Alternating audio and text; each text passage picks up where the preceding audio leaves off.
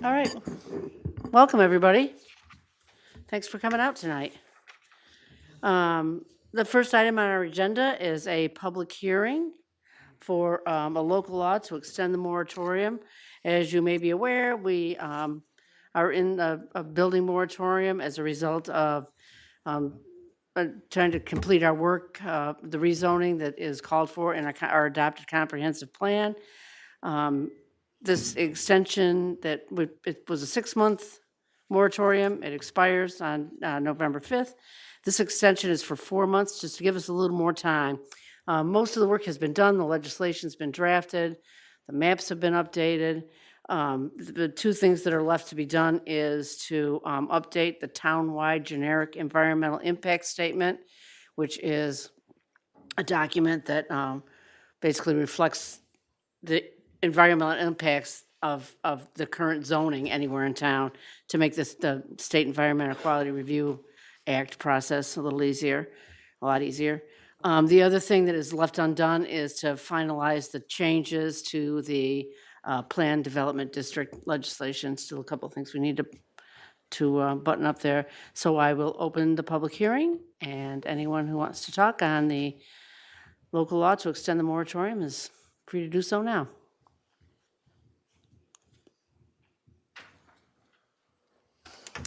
All right, then. I'll close the public hearing at 6:02. Next, I'll ask that we stand to salute the flag, and a moment of silence, please.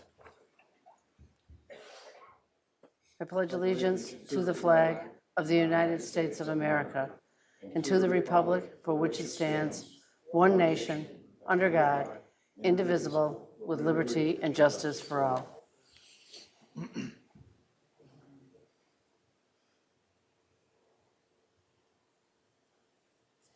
Thank you, everyone. Next up, I'll entertain a motion to accept the minutes from the town clerk for our October 6th and October 23rd meeting. Craig moved, second. Second. Any discussion? All in favor? Aye. Any opposed? Next is comments from town residents. I want to remind everybody that this is our opportunity to listen to you and your concerns. On this agenda, we have later a discussion item about the siting of the tower on the State Police Barracks, which I'm kind of thinking some of you are here to talk about. And so that is when we will discuss it. We also received a correspondence from Nancy D'Onofrio that has been it'll be entered into the official minutes for the meeting, so. Mr. Lieberman, you look like you're jumping out of your chair. I'm going to ask that you try to limit your remarks to 3 minutes. I will, hopefully. Don't make me time you. Go ahead, put it on. Hey, good evening. My name is Lawrence Lieberman. I am the president of the Fox One the West HOA, but tonight I am speaking on behalf of myself, a resident and homeowner in Luther Forest, Fox One the West. I live in a community a few feet away from the proposed cell tower with 494 homes and approximately 1,500 people, including families with young children. I was recently informed that the state police plan to build a 180-foot communications tower at the site of the new police barracks on Dunning Street. I was quite surprised at this, since the community received assurances from the town board that this would not occur. Health concerns over the building of a communication tower so close to residential homes, literally a stone's throw away, are significant.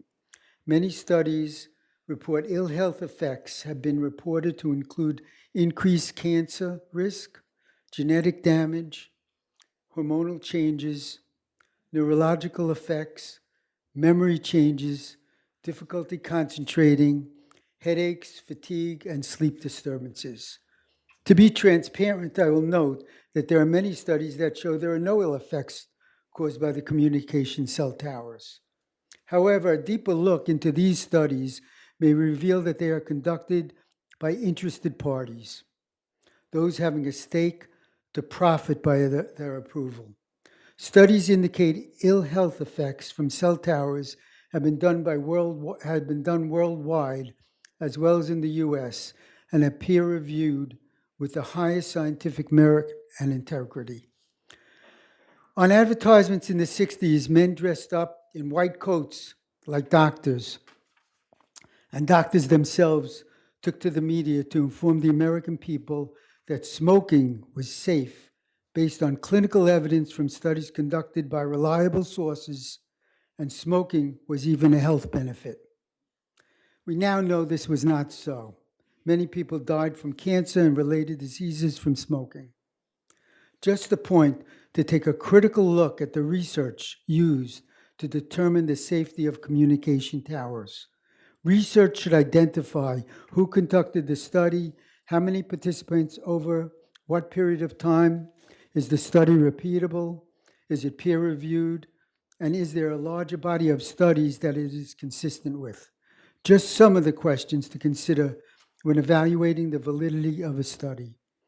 The International Association of Firefighters' formal statement concludes that cell towers and cell antennas are not to be on or near fire stations to protect the health of firefighters. The Santa Clara County Medical Association recommends restricting cell towers near schools because the growing robust body of peer-reviewed research shows that radiation frequencies pose significant short-term, long-term health risks. In addition to health risks, the safety area for communication towers is at least 1/4 mile from the site, which would include many homes in Fox Wender West. Current cell tower coverage is between 80 and 100% in this area. So the issue becomes, is there a need for an additional tower? So in conclusion, the health risks associated with communication towers is significant and may affect people's health who live within 1/4 mile of its location. Another location not in or near a residential community should be considered. The proposed communication tower is located just a few feet from 494 homes with approximately 1,500 people and families with young children. For possible serious health concerns, it is in the best interest of those residents to find another location for the tower. Thank you. Thank you.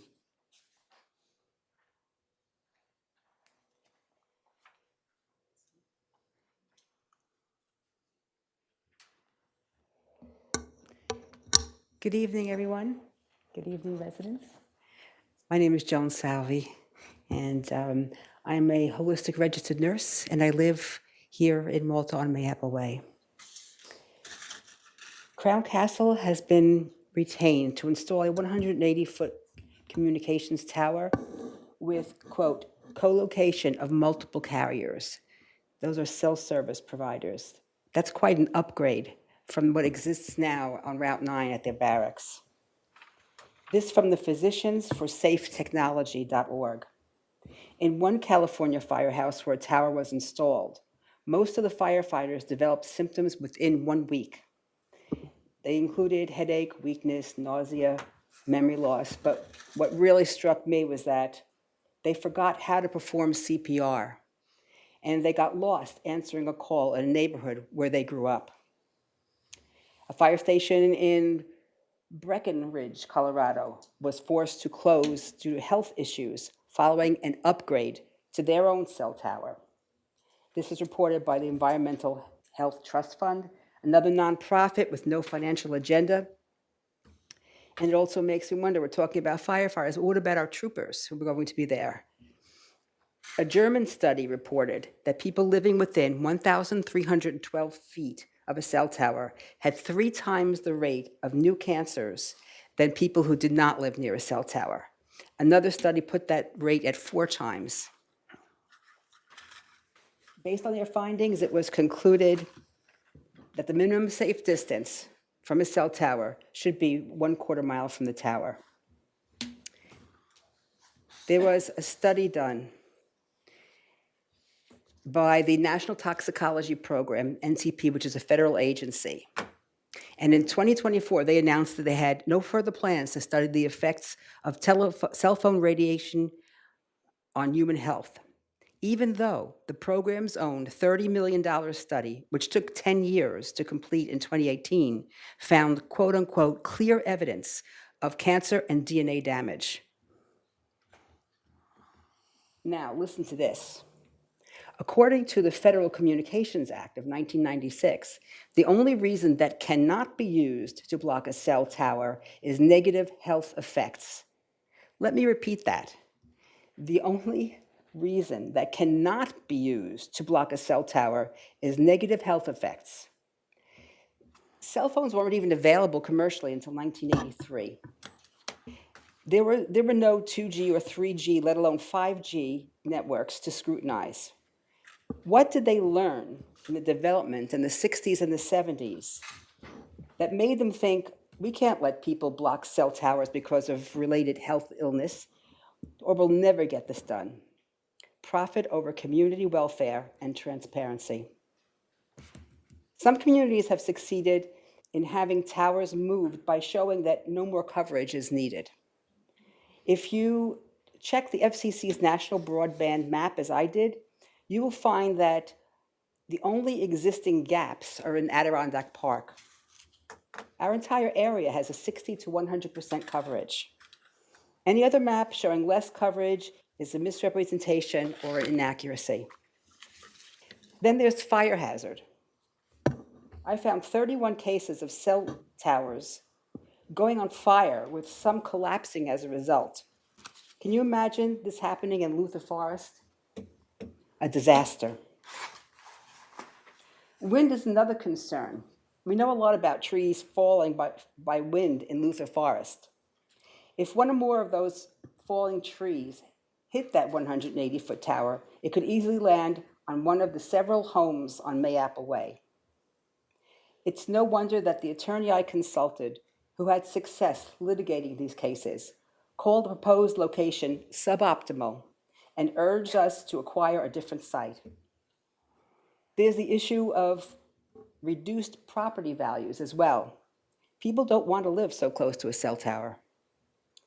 The Environmental Impact Statement, or SECRA, a required assessment, the state police, this assessment, the state police have designated themselves as the lead agency for this. It makes me question just how objective and accurate this assessment can be, since any negative findings can be reason to halt the project. I know that the town has no jurisdiction over the state land or development. However, our town board members are the elected advocates for the well-being of our town and its residents. It is obvious that this tower needs to be relocated. Strong, informed, persuasive dialogue between the board and the state is needed. We are counting on you. Thank you. Thank you. Next. Anybody else want to comment? 3 minutes. Yeah. I'm going to ask, I'm not timing just out of courtesy, but everybody needs to try to keep their remarks I relative. haven't written anything at this point. Okay. I was told after it was first sent as to this date that it was going to be another date. And so it was only when I happened to look at the agenda, casually looking, oh, what's on today, that they're not Yeah. scheduling it. So my name's Linda Valenti. I live at 24 Mayapple Way. I'm just so disappointed that this is on the agenda, that this is being brought up. The state police has continually paid no attention to any request from the start, from the get-go, with the state police barracks being situated right in front of Luther Forest in our location. For those who don't know, this was done, selling the land, the idea of selling the land was done during the height of the pandemic. And at least one of you thought it was a great idea at that time, because I looked it up. We looked at the site plans. There was no mention of it whatsoever. As a matter of fact, we were led to believe that it was not going to be there, that the existing one was not going to be relocated there. And now it's on the agenda. I wonder how long the board has known about it, because we've had very little time to actually mobilize to try to get people to even get a petition on this, which we've done in the past. Of course, that didn't change anything. But I think it's time now that the board do something, and not just call the governor's office or call the state police, but demand that there be a meeting, and do it in conjunction with our assemblywoman and our state senator. There's a war room. It's actually called the war room on the second floor of the state capitol, and that's where groups go and mobilize, and they demand to speak to someone in the governor's office and to get a meeting. And I don't think that's been done, but it should be done. And going and as to this issue of having a tower, you've heard about the damage, the environmental damage, but the medical issues that can be presented from having it situated there. But there's also, I've looked at some of the other state police barracks. They have no tower. Clifton Park has no tower. Going over to where the Northway, where there's a state police situated in the Welcome Center, it's situated, there's a tower of some sort. I'm not savvy on what's what, but it's situated over by the I Love New York logo, and it's facing out towards the road. The one in Wilton, I did see a structure. It's nowhere near a home. No residential home can be impacted, or their children, or the family members, or whoever they may have living there. I think it's very sad that this is on the agenda and that the board, which I suspect hasn't looked into it. There are many towers in Malta. I've also been communicating with my brother, who's the amateur radio enthusiast, and he says that they can have a smaller type tower, and that there are receptors, I believe they are, repeaters, that can be situated along a highway, larger ones, which can handle it so that people's lives aren't impacted. And I think that these type questions should be raised, and questions should be brought to the state police, but not just if this I can't remember his name, Liberto, the colonel, whatever. You're getting nowhere from him.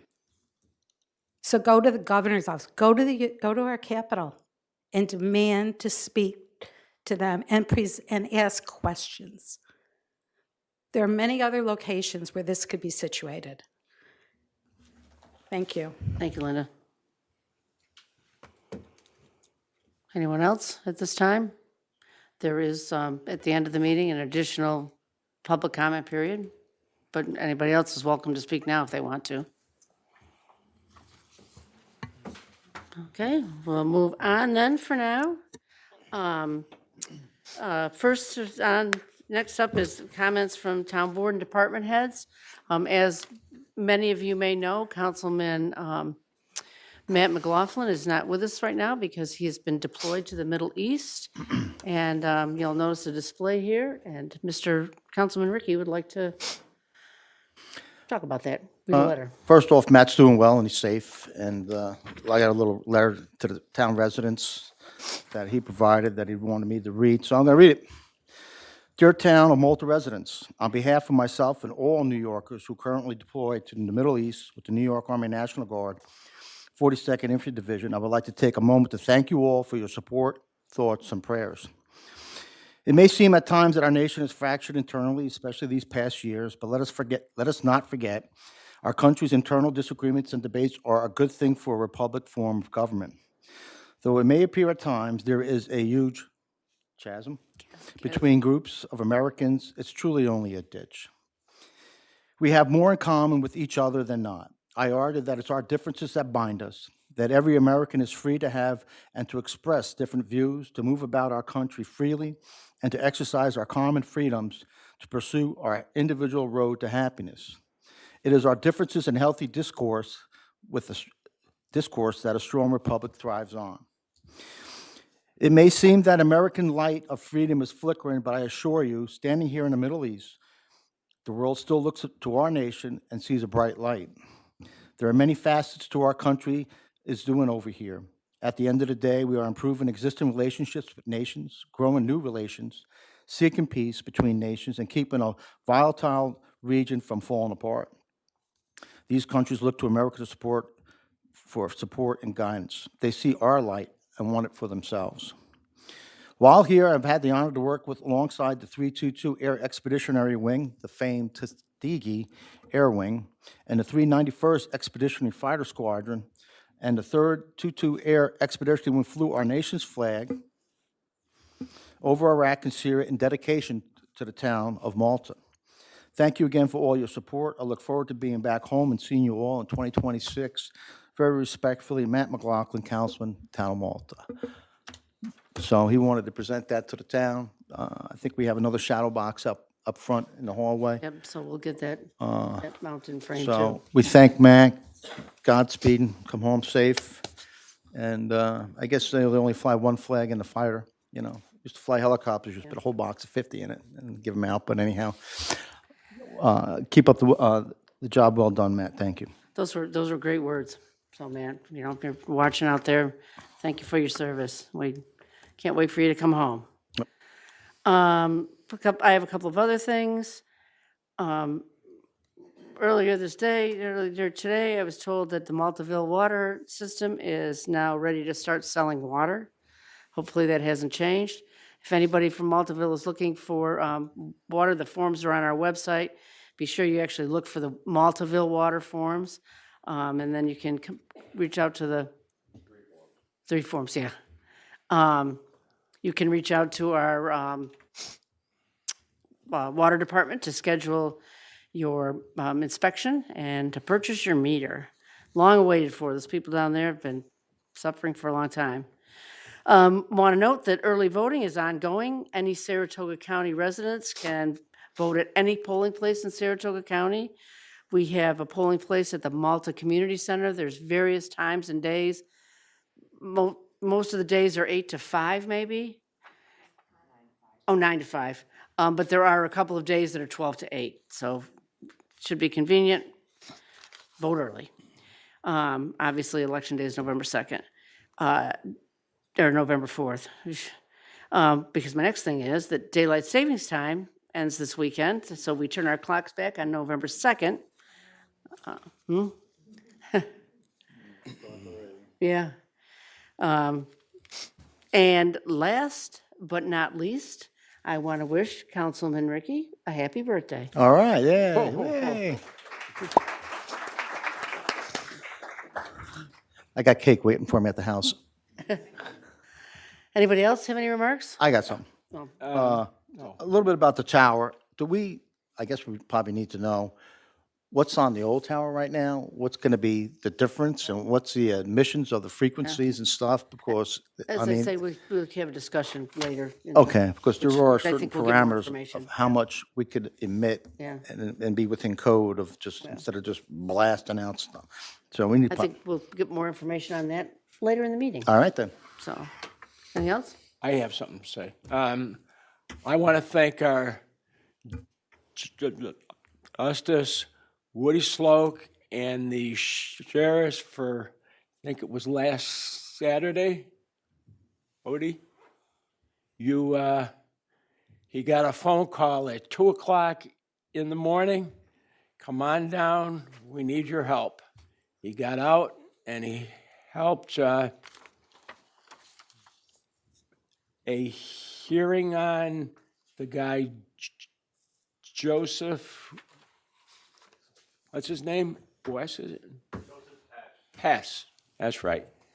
Who was located down in Pennsylvania.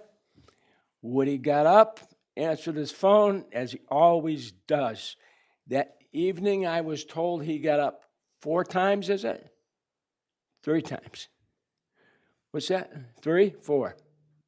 3, 1 during the day. Oh, okay. And it clearly shows that Woody is devoted, even though it's a part-time job, he always answers the phone for our town and others. He is committed to it, and if it wasn't for him, we would have a soft spot. On the other hand, it's important to note that his actions, the sheriff's contract is very, very important. We have some other views on it, but to be honest, the image of a sheriff car, a trooper car, is so vital to our safety here in town. That's evident with him, our sheriffs, and our town courts. Their filings, their documents are outstanding. Thank you, Woody. That's all I have. Okay. Anything else? We'll move on to tonight's action items. The first item on our agenda is to set a public hearing to adopt the 2026 budget. I have a couple of remarks about it before we do that. First, I want to thank our comptroller, Julia Smith, for her diligent work and her patience with the town board. I also want to thank the town board. I think that we worked together, we listened to each other, and we compromised on many items. I think that's the way good government should work, and I'm proud of the way that we worked to prepare the preliminary budget. I think we have prepared a budget that represents the best interests of the town. A few notes on what was in the original budget and what has changed. The preliminary budget, once again, proposes no general town tax. We have several special districts.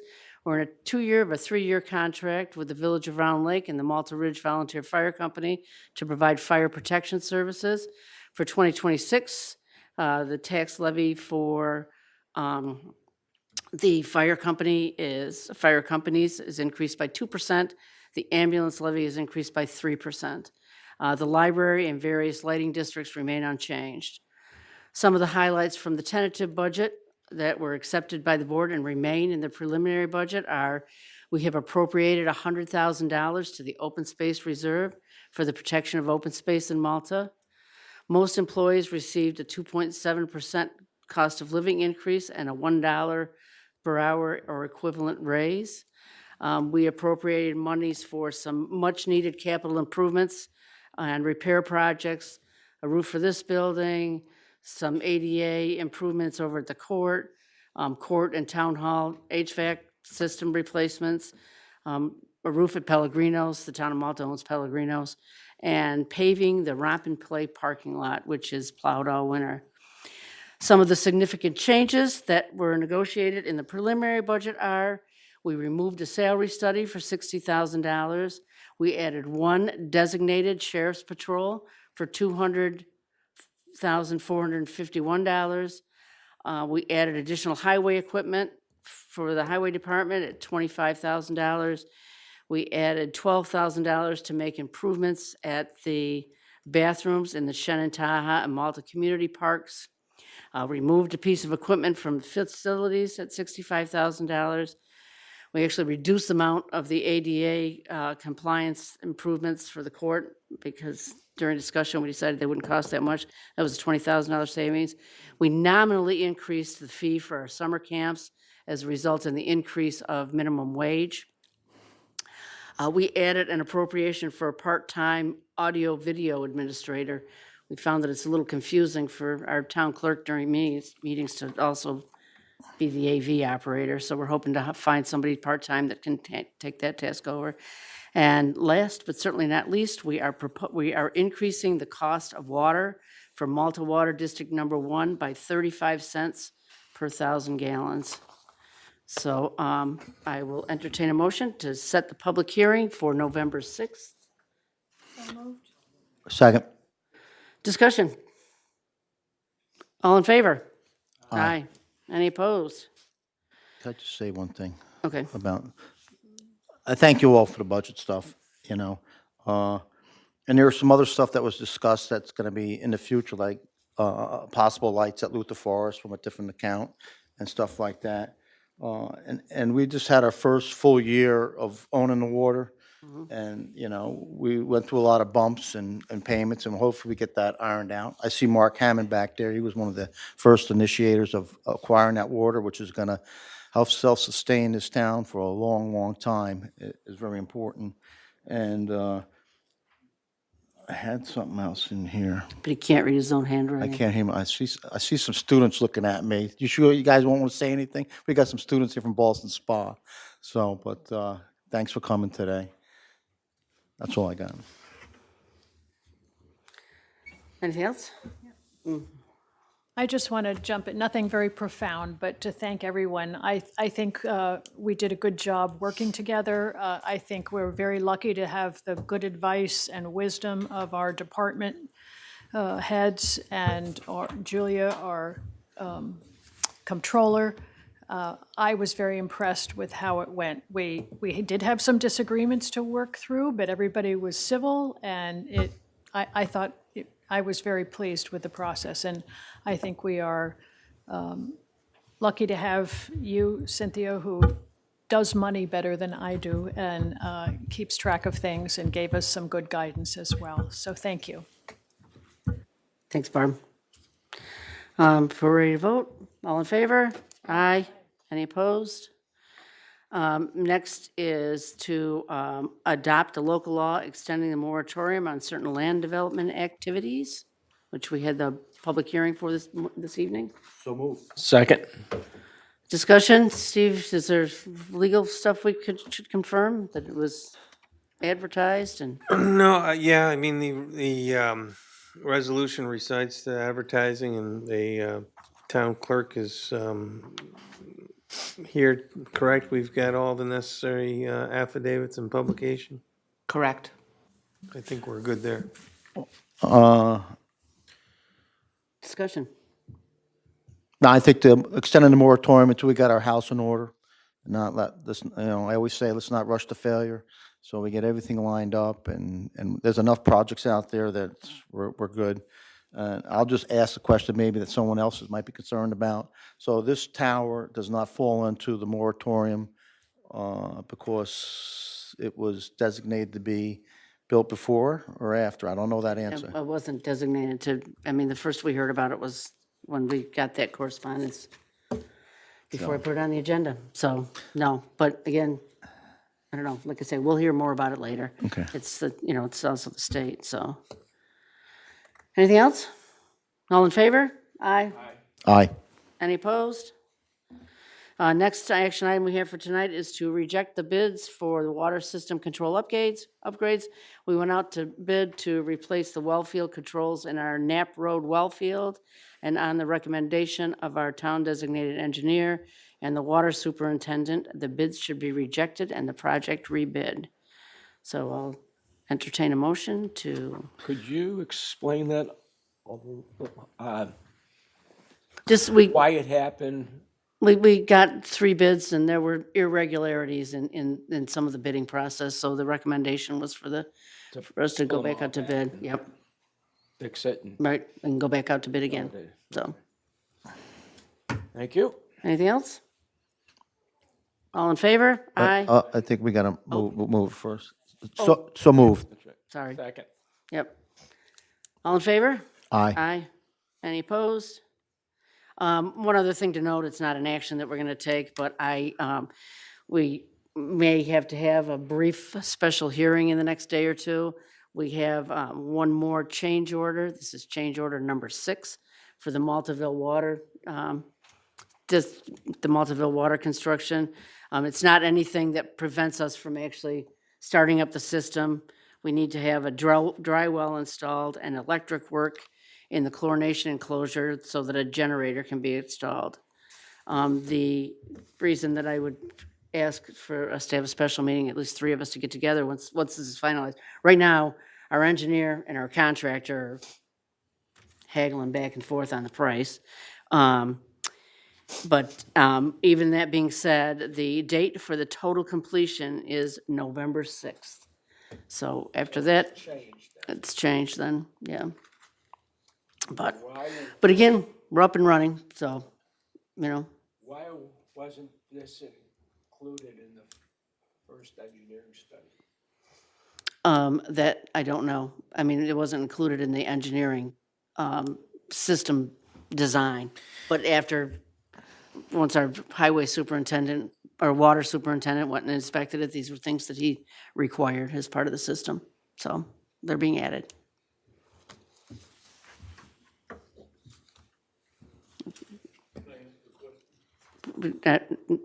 That's not really our protocol, but at the end of at next public comment, yeah, we would welcome it at the additional comments in the end. So, like I say, expect to see that. We're not going to act on it tonight because I don't have the final things. So we'll move on to discussion items. Malta Springs. Oh, We I approve don't it. have that on my agenda. Here, this one right here, Yeah, last one. no, I have the resolution here. I don't, it's not on my notes.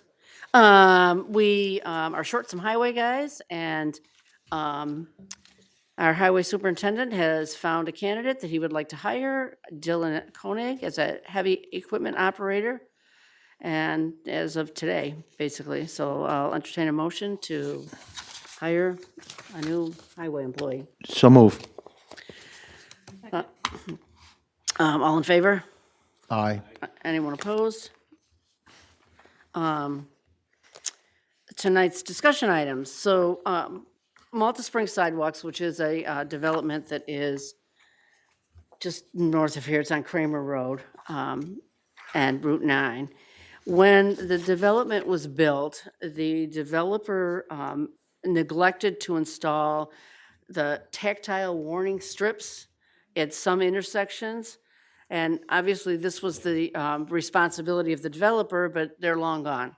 And so residents have reached out to me on several occasions to ask that we direct our highway superintendent to perform that work. And so next week, we'll have a resolution to authorize the department to do the work. The money will have to come out of the general fund, not the highway fund, but our highway superintendent, I believe, has agreed to actually do the work for us on our behalf. There's several of them. And I did include in the packet where exactly those are that need to be done. I got a little nod from them. You got a nod? I didn't see it. So that'll be a He's resolution. ducking me. All right. Yes. Next discussion item is our comptroller and I met with with Marshall and Sterling, who handle our benefits on behalf of the town Malta. And we met last week and we reviewed many plans, but most didn't compare in the same coverage. Overall, it was recommended that we stay with our current plans. And although the increases are significant, and anybody out there knows that health insurance costs are going up dramatically, these were still lower than other providers, these increases. So just a little recap, for MVP, which is one of our plans, the premium increase is 13% overall. The deductible increases from $2,550 to $2,700 for a single. And the MVP plan for us is an HRA account, which means that we will reimburse the employee up to the total deductible as they spend it. The second plan that we have had is CDPHP, and that is an overall increase of 22%. The deductible increases from $2,500 to $3,000. For this plan, the employee has a health savings account, and the town of Malta, we're proposing to contribute 80% of the deductible into the employee's health savings account. Both of these two plans are silver plans. This year, we are proposing that we add a bronze plan. What a bronze plan is a lower cost premium for individuals that don't often access the healthcare system, that young, healthy person. It has a really high deductible, $6,350 for a single and $12,700 for the family. But the increased cost in the premium over what we would have paid before is only 5%. And with this account, it's also an HSA account, and we would pay into the HSA account the same rate as we did with the silver plan, which is 80% of the deductible of the silver plan. Is this part of their paying into and deduction from their pay? Can they opt out of this coverage They can, we allow our employees to get a payment in, in lieu of? right, Okay, if they choose to. to opt out. And how much is that? It's between 1,800 and I think 2,500. Okay. Yeah, depending on family or single, yeah. Any other discussion? Well, that'll be a resolution for next week to accept that. And next, the moment you've all been waiting for is the New York State Police Communications Tower on Dunning Street. I want to introduce Jacqueline Phillips Murray from the Murray Law Firm. She's working with Crown Castle, the company that wants to place the telecommunications tower on the New York State property and Dunning Street. So I think she can hopefully enlighten us a little bit about where we're going and what the process is and what options we have as the town of Malta. Yeah, good evening, everyone. My name's Jackie Phillips Murray. I'm Yeah, an make sure attorney- you're talking into the, yeah. Sorry about that. I'm an attorney for Crown Communication New York. Crown Communication New York has served as the state of New York's wireless telecommunications site manager since 1997. And Crown assists the state in developing wireless telecommunications infrastructure on state-owned lands statewide. The infrastructure is shared use infrastructure. So the goal of the state in engaging Crown back in 1997 was to make sure that governmental and commercial co-locators would know each other's needs and would be able to co-locate on a single structure rather than have multiple redundant structures in a given area, with the end goal being to reduce redundant structures and proliferation of cell towers where you could have one tower that would accommodate both the government and the commercial needs rather than 3 or 4 towers because the parties didn't know each other's needs and didn't have an opportunity for shared infrastructure. So that's just a little bit of background about Crown and its relationship to the state of New York. We are at a very early stage of this project. It is conceptual at this point, and there is a very lengthy review process that will be undertaken by the state of New York. Just to answer a couple of preliminary questions, Councilman Ricky, am I pronouncing? Ricky? Yes, Ricky. Councilman Ricky, questioned whether or not this project is subject to the current moratorium in the town. And all of the projects that are undertaken on state-owned land are immune from local regulation.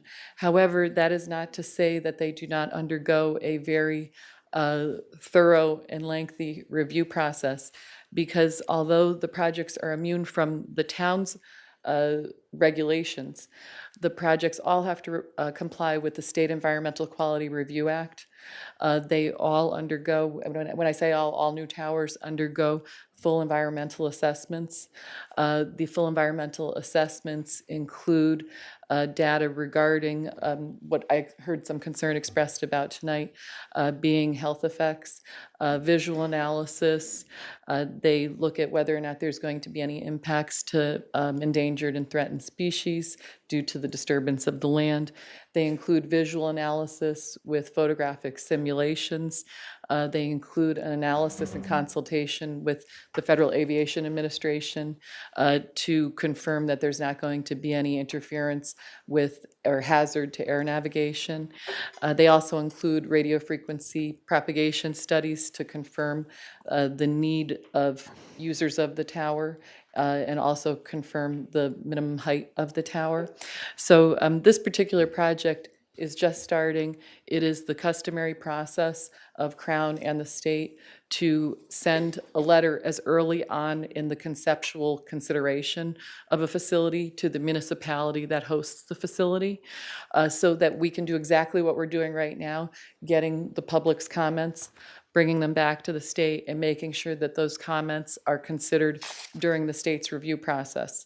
So the environmental review process has yet to commence. We start the conceptual process at this very early juncture and get comments as early as possible from the public so that we know what needs to be considered during the ongoing review process that the state undertakes as lead agency. And after that environmental review process occurs, I should back up. During that environmental review process, there will be a submittal to the town of the environmental assessment packet, which will include all of the data and more data than what I just outlined for everybody.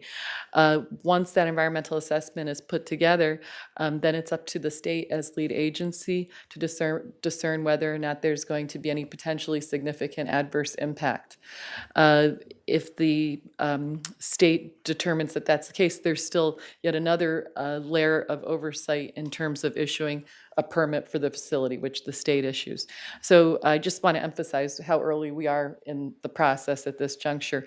We did submit to the town photo simulations of the proposed facility. I brought some extra copies if anybody would like one. And we also submitted a general drawing of where the facility is going to be, or where it's proposed to be located at the new state police barracks. The other point that I just want to note, because I believe Congressman or Councilman Ricky also had a question about the existing tower. There is an existing 140-foot tower at the old barracks. The existing 140-foot tower is on leased property. The state police endeavored to purchase that property, and up until January, they tried to purchase that property so they could keep that tower where it is, and they were not able to purchase the property. They couldn't acquire it from the landowner. So after that occurred, they looked for other sites on which to locate this facility, and they identified, they also looked at other existing towers in the area, and the towers weren't at a sufficient location to fit within the existing microwave network and land mobile radio network where they need to be in order to hand off to other existing sites. It's a common problem when you're trying to replace an existing tower in an existing network. So that is one of the reasons why this site is being looked at in concept at this time for this particular facility. In terms of height, the existing tower is 140 feet in height, but it is at a higher elevation than the proposed site at the new barracks, which is one of the reasons why the height goes to 180 feet at the proposed barracks as compared to the existing tower at 2455 Route 9. So they did try to purchase that site and were unable to purchase it. In terms of the site plan, the footprint for this particular tower is proposed at 80 feet by 80 feet. Again, this is really early in the process, so that could be adjusted, but generally speaking, the fenced compound that surrounds and secures the base of any tower is relatively small. 80 by 80 is a relatively small area, and it's immediately off the existing area that's cleared, so there's not going to be a lengthy access driveway or anything like that based on the location that's been identified for this proposal. But again, we're at a very early stage in the process. We're here to get everybody's feedback. We appreciate that. And, you know, as the environmental review ensues, we will be providing the materials to the town so that they have them as well. I like to call this Jeopardy round, to be fast, quick, and just ballpark. I'm not, you know, just so some of the people and myself, we're in a conceptual phase. How long does that take? timeline? Well, so there's all different kinds of environmental review consultations that we are required by both state and federal law to undertake. The lengthiest one takes about 120 days, and that has yet to commence. And that particular review is consultation in what's called the Section 106 process. It's a consultation where we go to the State Historic Preservation Office and the Tribal Historic Preservation Office and discern whether or not the tower would have any potential for impact to historic and cultural resources in the area. So this is done in conjunction with, at the same time, This is all part of putting together the environmental with the assessment environment? So it's not packet. sequential, conceptual, then environment, it's all done. Well, we'd have to put all these materials Mm-hmm. together and then submit them to the state for them to undertake the review as the seeker lead agency. Do you have any idea of how many different companies are looking to get on that tower? I don't, but the tower, as proposed, will have space between, I believe, 145 feet and 180, where the land mobile radio antennas of state police are proposed at the top. At 145 feet, there are microwave dish antennas that are proposed in order to support what are existing microwave paths that are in the state police's existing microwave network that are supported by the existing tower. So at the end of the day, there will be a net zero increase in towers in the view shed because the other one will be decommissioned. The state police's lease for the existing tower at 2455 Route 9 expires in March of 2028. So just to kind of give you a time frame as to the need to replace that Those tower. extra companies and platforms that put on that tower, do they pay the state of New York to do that? Yes, they pay a license fee to use the tower. And interestingly, the commercial carriers, so when I say commercial carriers, Verizon, Wireless, T-Mobile, AT&T, if they have a need to use the tower, and most companies do have a need because of strains on capacity in their networks. It's not all about whether or not your phone works for coverage. It's the fact that all of us use so much capacity over the wireless networks, watching Netflix, not only using our phones for convenience and emergency purposes, but people use their wireless service for everything nowadays. It's likely that there will be a need for commercial co-location on that tower. So, and again, that's what the state of New York was striving to achieve by having shared use promoted through having a site manager like Crown that could reach out to carriers and see if there's a need for them to go on that facility rather than construct another tower nearby in the area. If they want to pay us, that's okay too. But anyhow. Now, last question I got is, you said you would give us an update progress, like, do you do it like at the 50% mark or towards the end? How do you do that? We will send you a copy of the environmental assessment packet that the state of New York receives to conduct their seeker review. And it's a relatively voluminous packet that has all kinds of studies and data, visual analysis. And we're probably about 100 days, 120 days to see that? I would expect that would be in 6 months. Okay. The reason being is the studies and the consultations take quite a bit of time. We know what we don't know, which is Yeah. a lot. That's why I got a lot of questions, and the town residents do too, Yeah. so. And what will also be included in that, and I believe it was Ms. Sally referenced that there's a federal law under the Telecommunications Act of 1996 that basically preempts both the local government and the state government from making siting decisions based on health effects of RF emissions. But nevertheless, the state of New York requires that anybody using the tower document that they meet the radio frequency emissions regulations that are prescribed by the Federal Communication Commission.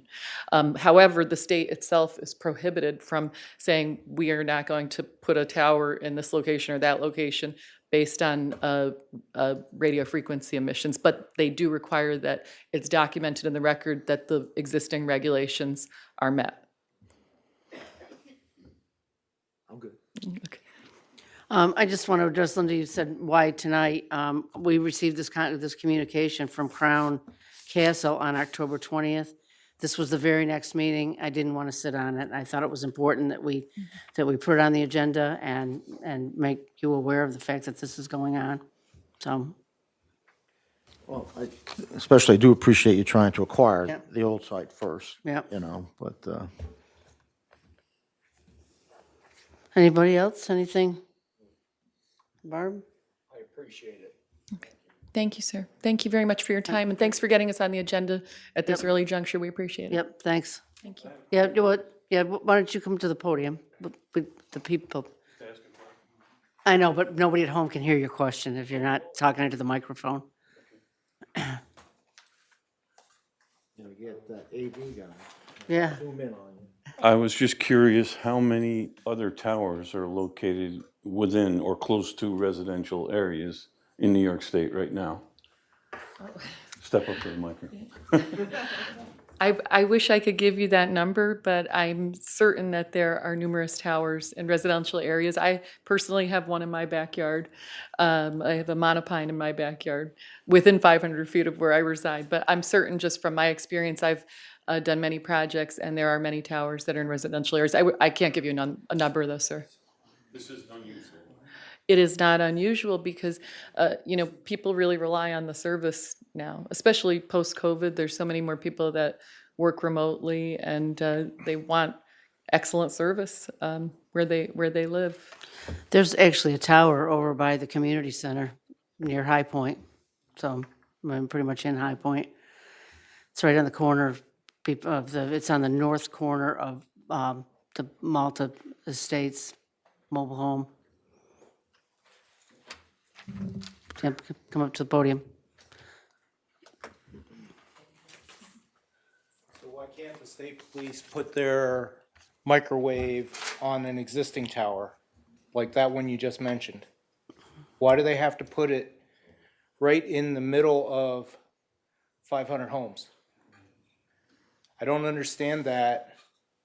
And you got the troopers that are gonna be directly underneath it, and DeGraff Bloom's selling houses that are gonna be worth nothing what they thought because they didn't know about a tower. I just want to note that during the review process, there is a requirement that alternative towers and tall structures in the area are assessed as to whether or not they would be viable alternatives. So that is part of the state's review process.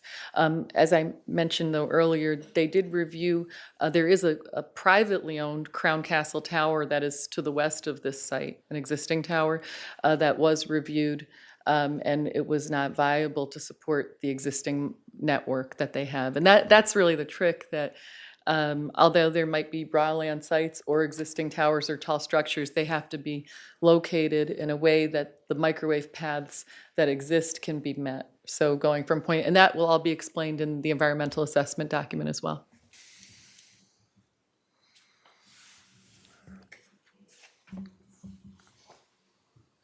Hi, and my name's Alex Friedman. Just for context, this is the first time ever hearing about this, so I do apologize if I'm a little ignorant. Quick questions for you, though. You said that the current tower is 140 feet tall, and the reason for the increase of 40 feet is to compensate for a change in elevation from the current site. Now, is that to say that there is a 40%, there's a 40-foot drop in elevation from where the current tower is located now to the new site, or are they also increasing the total height of the tower? Do you want me to answer your questions in turn? Yeah, yes. Excuse me. So there is a difference in elevation. I would have to get the copies, which will be in the environmental assessment, of the microwave path studies and radio studies, because it's still at a different location as well. So the increase in height is likely twofold. It's because of the difference in elevation between the existing tower site and the new tower site, but it may also be the result of the need to have height to make microwave paths in the existing microwave network in the surrounding area. Thank you very much. And then the other question that I had, you said that in the zone of around 145 feet and above, they were going to be, the New York State would lease that space or offer that to rent that height location for commercial use. Is the current tower at the State Trooper Barracks now, are there any dishes or any emitters there for commercial sellers like Verizon? No, there are not commercial users of the existing tower. However, whenever there is available space because of the state's needs in between their towers, it makes sense for the state to try to promote the shared use of the facility, especially because the state recognizes that the commercial services are in furtherance of a greater public purpose as well. The commercial services go hand in hand with the state's ability to not only conduct basic communications, but also get emergency communications from the community. So it's very important that if there is an opportunity for shared use by a commercial provider, that shared use is accommodated. Thank you again for that information. Those were my questions. I just wanted to know if anybody was using that right now. I guess they're not. And I know that New York State, of course, is, the government's here to serve the public interest, but more specifically the people. So again, thank you. I appreciate that. Anybody else comments?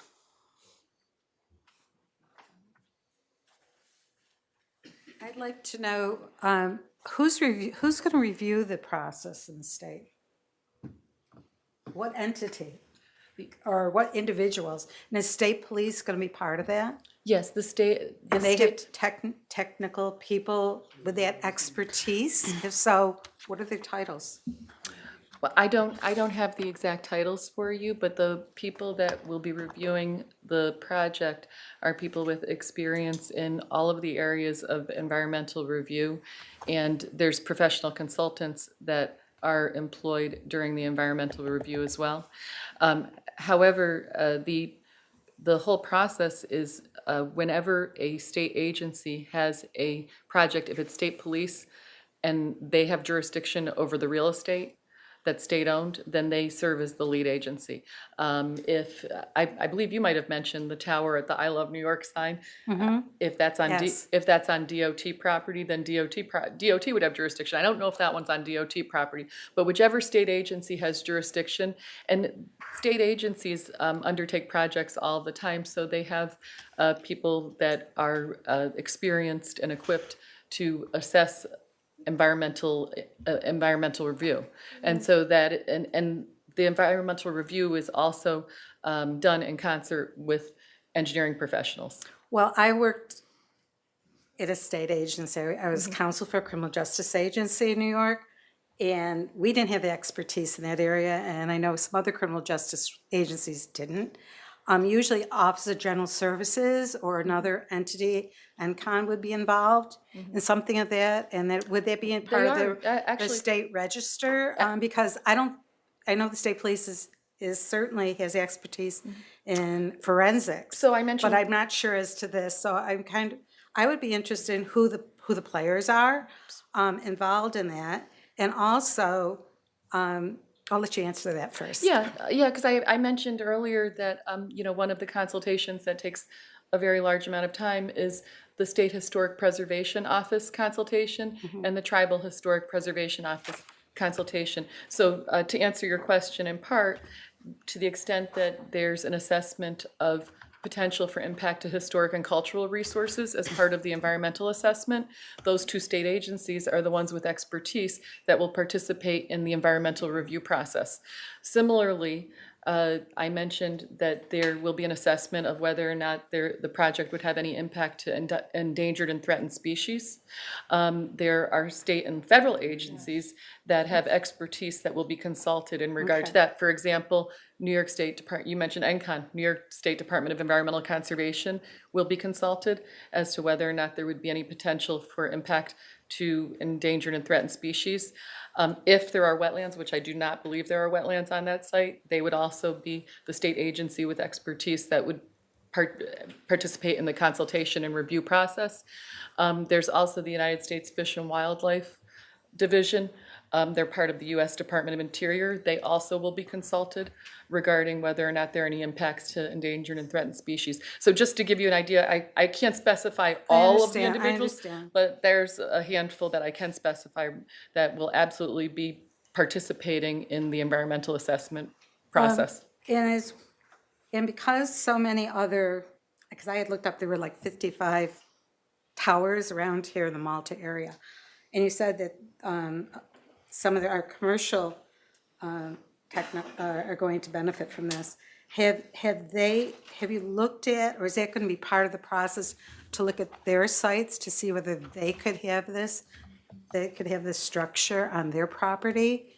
And also, I believe there are other state sites and there's other town sites perhaps on Long Route 9, I mean, somewhere else where it's high enough and it's not near residential areas. I mean, you sold I mean, it was a decision of the town of Malta to sell that property for $1 to the state police. Perhaps there's another area of land that is owned by the town. If necessary, there could be an option as well. I'd like them to look at all the possibilities, whether it be DOT sites along the highway, Global Foundries may be willing to give us There were other as well. options at the I just time, don't want yeah. it to be singular. It seems Yeah. that someone, and I suspect it was the state police, since they've been sort of the ones doing this to us, that they made the decision that it was to be that location?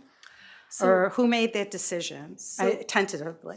Yeah, so it was a decision made after looking at alternate sites in the area, alternate tall structures, alternate towers that weren't viable, to see if a new tower structure would work at that location.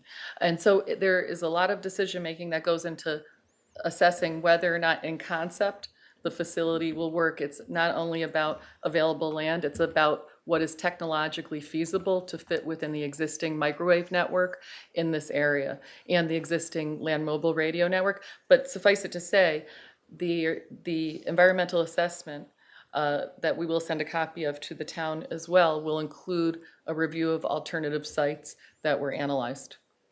Thank you. I just find it coincidental that, that location is the only location right now that is being considered for this. Even, I'm glad to hear that the other locations, and we'll have the final report, that report you submit, will not just give this was unsuitable, will give the reasons Yes. why those other locations are not, Yeah, the one thing were not I just chosen, want or to, if they are chosen. I want to emphasize is that if an existing tower can be used, that is the path of least resistance for all potential users, because you don't have to undergo a lengthy environmental review process and all of the engineering and civil design work that you need to undergo in order to build a new tower structure.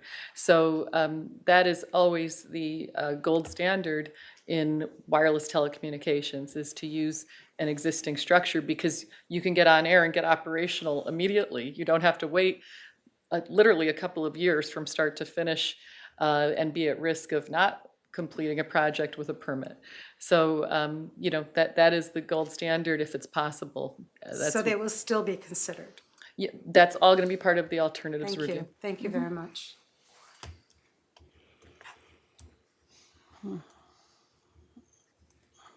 So just to clarify, I'm sorry, I forgot your name. Jackie Murray. Jackie, so if, for example, an alternative site is offered to the town or to the state at this point, like we were talking about Global Foundries, because they actually offered a 4-acre lot for the barracks to be relocated at, instead of in Luther Forest, and of course that was not considered. But if they were willing, say, to offer a site, is it still open to evaluation? If there's an alternate site that is available but also works technologically, that is the assessment that always has to be made. It's not just that a tower could be put in the vicinity and work within the existing system. So I understand. I don't want to mislead you that just a raw piece of land that's available in the area could be technologically feasible as well. It all takes study to determine whether or not, what has been studied is whether or not there are existing structures in the area that could be used in lieu of developing a new tower structure. And that is what we have not been able to identify any existing structures in the area that were technologically viable. I understand. So say, for example, we were able to locate several sites as alternatives, or if you could provide us with, on a map, possible sites, possible areas. Because if you know what works, you know what doesn't work, so. I wish that I could tell you that it would be that simple, but the technological analysis that is undertaken to identify viability of a site to fit in the network is very complicated, mainly because it is already an existing network that we have to try to fill in now with, so we can't move the other sites in the network to make a site work so we don't have to build this tower. That's what makes Right. this such a siting challenge, because we have to fit within the existing network. We're not going to move other towers around. You just can't Right, do that right. No, realistically. Yeah. So I understand your 'cause I- question, and I think that, you know, what I can assure you is that there will be an alternatives review that is addressed in the environmental assessment. I can't speculate as to, well, what if you gave me a proposed location here or there or wherever, because I think that there's just a lot more to it than that Right, because of the I existing understand. network. I understand that you couldn't, of course, say for sure either way. But if, I'm kind of feeling like that's already been done, and this is the site.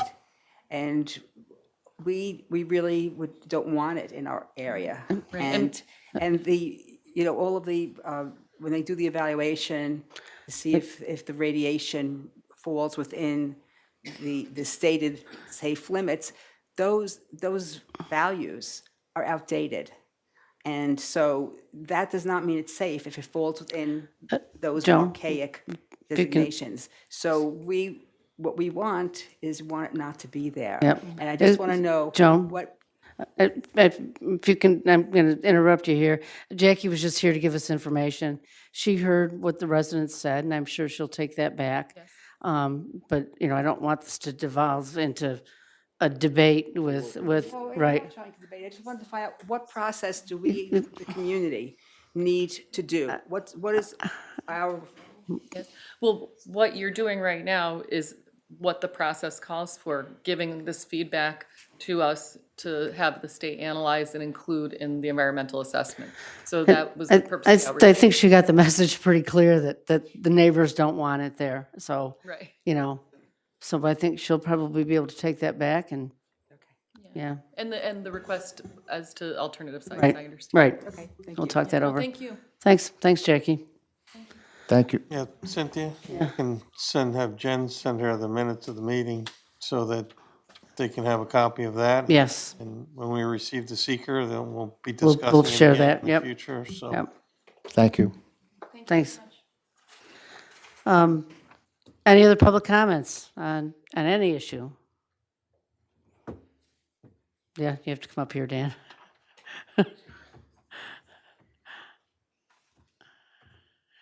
I wanted to ask that moratorium you were talking about, building moratorium, does that include the old church property that was backing up to T-Berry? Did that project ever get off the ground, or I don't,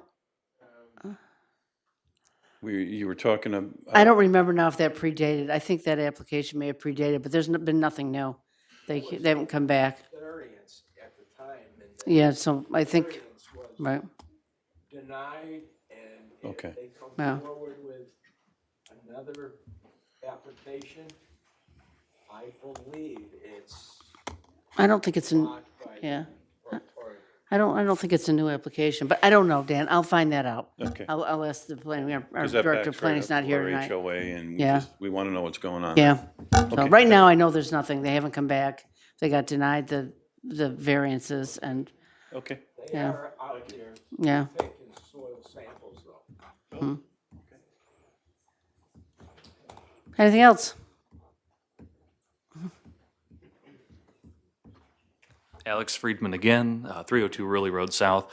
I just wanted to add just my own final, I guess, comments, I guess, to you guys about the proposed cell tower.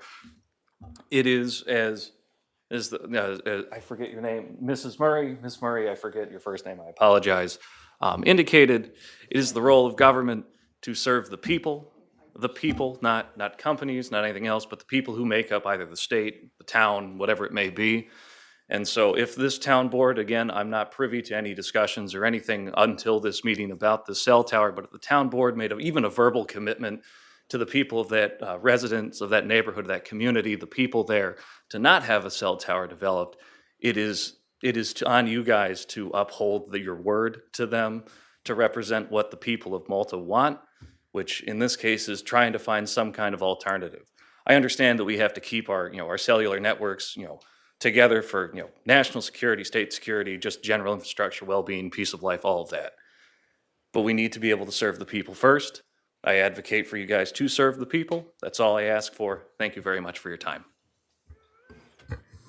Anybody else? I will entertain a motion to adjourn. So moved. Second? Second. All in favor? Aye. Any opposed? Thanks, everybody, for coming out. We really appreciate the participation.